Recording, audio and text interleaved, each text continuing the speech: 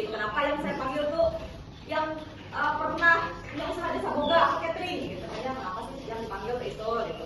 Jadi ini salah satu penelitian saya yang berhubungan dengan makanan, makanya itu namanya penjamah makanan.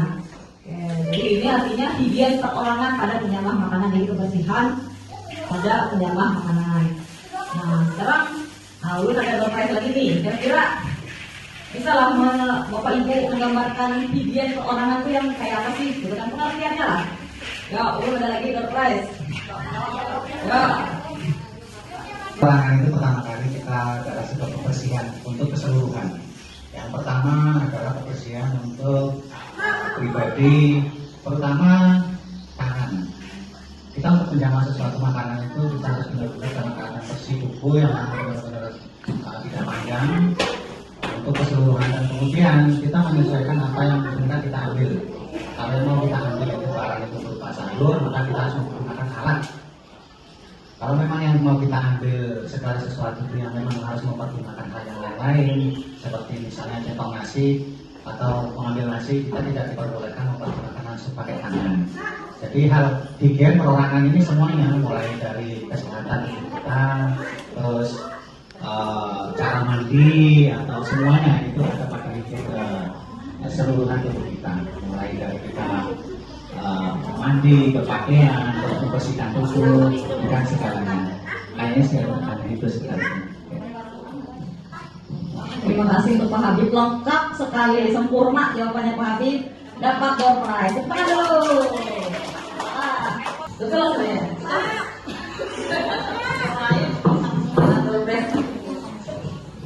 Semangat dulu Pak.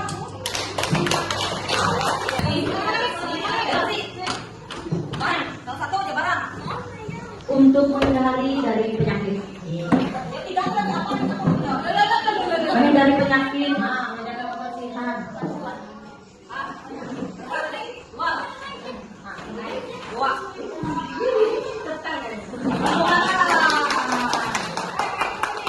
Selalu berperilaku hidup sehat selama bekerja, itu namanya pekerjaan juga kan, gitu kan. Jadi yang hal-hal yang harus apa saja sih, gitu kan, yang diperhatikan, gitu.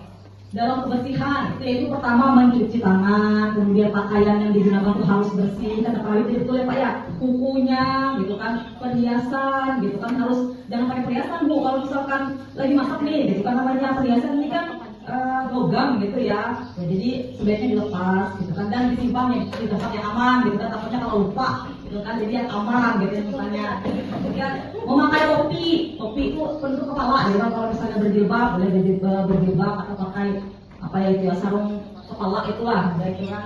Kemudian bagian laki-laki tidak merokok dulu kan ya, jangan merokok dulu lah, gitu kan, saat menjamah makanan, gitu kan. Dan kebiasaan seperti batuk, jangan pakai tangan, gitu kan ya. Kalau bisa jangan, kemudian garuk-garuk, malah itu jantung, hidung, telinga kan kemarin masuk, kan? Itu seseorang semakin higien, semakin bersih, otomatis itu kan derajat kesehatan semakin meningkat, semakin bagus, gitu kan? Nih kemudian memelihara kebersihan diri sendiri, ya jelas lah bulan. Jadi namanya juga higien orang, jadi ya diri kita sendiri dulu yang harus bersih, gitu kan? Baru diterapkan ke keluarga, ke orang lain. Kemudian ini memperbaiki keadaan penjamah makanan, gitu kan, yang karena bapak ibu yang menjamah, yang memegang langsung, gitu kan, yang berhubungan langsung, otomatis sikap higien itu dapat memperbaiki, gitu kan. Apa bijar. Kemudian ini yang paling penting, mencegah timbulnya penyakit, bukan Bu ya, penyakit yang ditularkan misalnya dari pangan kita tadi kan. Misalnya nggak cuci tangan, kemudian kita nggak pakai masker, atau misalkan batuk, tadi nggak pakai tutup kepala, gitu tadi kan ada rambutnya, gitu kan. Nah, tuh tadi itu kan ada rambutnya, tuh jadi harus itulah bola lebih diperbaiki lagi lah. Nggak mau ada, ini lebih singkatnya biar kita pun lebih paham lah bukan, jadi nggak panjang lebar, gitu kan apa sih, gitu kan. Ini yang pertama mandi, Pak Habib tadi bilang harus mandi, karena makanan yang kita buat itu kan dikonsumsi orang lain, gitu kan. Kita pun kalau mau masak nggak mandi juga rasanya kan gimana, gitu kan. Jadi apalagi untuk dikonsumsi orang lain, itu jadi harus higien, bersih, juga. Pertama pertama harus mandi. Kemudian jangan menyentuh hidung tadi saat memasak. Gitu. Ya, misalkan kan ada kan orang yang tingkat alerginya tinggi itu ya, janganlah dia di bagian misalnya kalau masak banyak karyawan gitu kan, ya janganlah dia di bagian yang saya ngomong bumbu yang berbau tajam gitu kan, itu mengukus gitu ya. Oke, kemudian ini jangan bersin, kalaupun bersin ya harus masker atau tutup mulut pakai tisu gitu kan ya. Tapi kalau bisa ya janganlah, kalau misalnya ada orang lain ya orang lain aja lah gitu kan.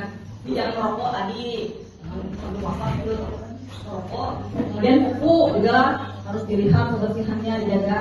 Kemudian lain jadi jangan memakai perhiasan saat memasak. Dan yang paling penting Bu, selalu mencuci tangan.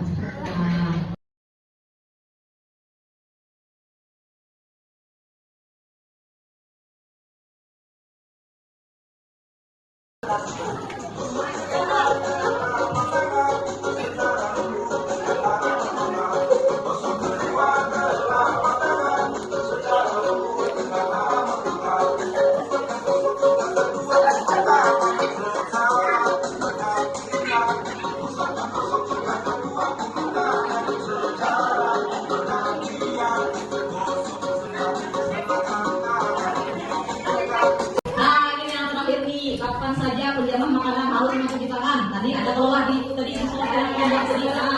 Kira betul nih kapan saja ya? Betul dulu Pak. Terus dari kumpul, kita bicara. Yang pertama, saya belum memulai pekerjaan aktivitas. Yang pasti itulah kita menyentuh. Kita aja di rumah juga kan sebelum masak kita langsung mana kayak kami misalnya. Iya dari pasar langsung mau makanan kan. Nah, kita menggabungin apa gitu kan, maksudnya itu tercemar virus, bakteri, kuman, penyakit pokoknya di situ lah. Kemudian setelah menyentuh sampah, pasti kan bukan hanya catering, kita pribadi yang sampah pasti tangan kotor. Setelah menggunakan toilet,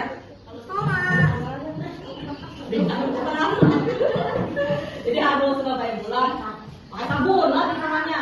Kemudian setelah menyentuh permukaan yang kotor, jadi meja-meja ini kan gelap tuh, nggak terlihat memang, tapi tadi kotor cuci tangan. Kalau ini ya pakai sarung tangan tadi gitu kan. Kemudian setelah batuk atau bersin lah, tuh bersih jadinya bersin. Kita nutup tuh kalau mau pakai itu nutup. Nah, ini semua tuh bersumber dari Kementerian Kesehatan Republik Indonesia tahun 2020, itu pedoman pencegahan dan pengendalian penyakit menular di makanan. Kemudian tidak menyisir rambut saat bekerja, ikat rambut gawi misalnya, jadi harus dipersiapkan dulu gitu kan ya. Jadi jangan tadi takutnya juga rambut jatuh gitu kan ke makanan kan. Kemudian tidak menyentuh makanan secara langsung. Jadi kalau misalkan nggak pakai sarung tangan, pakai sendok. Pakai sendok kan udah aja kan itu kita dilakukan sebenarnya kan. Kemudian pakai APD. Nah ini begini agak-agak inilah pakai masker panas kan. Nah kita kalau misalkan nggak pakai masker, kenapa mau dan orang pelanggan misalnya gitu kan ya tetap terus bisa sama kita gitu kan, istilah ininya kan kita itu bersih gitu artinya dia pun pokoknya higienis lah gitu kan, dari dirinya kemudian tempatnya segala perlakuan itu kan sekarang dari mulai kita mau masak sampai ke tangan konsumen itu semua bersih gitu kan. Jadi orang kan biasa pesan aja lah semuanya gitu kan, sampai rasa enak, harga murah gitu kan, ini harus tetap diperhatikan. Masak sini bergantian, lalu seperti ini, lalu goyang seperti ini. Seperti ini. Ada lagi Bu Misri, kenapa Bu?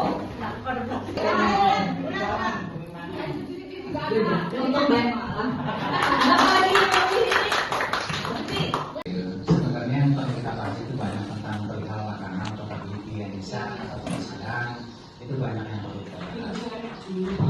Terutama untuk hal-hal untuk memajukan. Ini yang pertama untuk memajukan industri publik sawit dan sekitarnya supaya semakin lama kita semakin maju dan pendapatan terutama akan meningkatkan pendapatan saudara-saudara semua. Jadi kita nanti bertemu kembali ke pelajaran. Oke, baik. Kalau tidak ada lagi yang perlu kita bahas, saya tutup saja kegiatan kita hari ini. semoga bermanfaat gitu kan Bapak Ibu semua, yang mempunyai usaha catering atau jasa boga gitu kan, kita sama-sama belajar. Saya juga masih belajar di sini gitu kan, kita saling berbagi ilmu, berbagi informasi.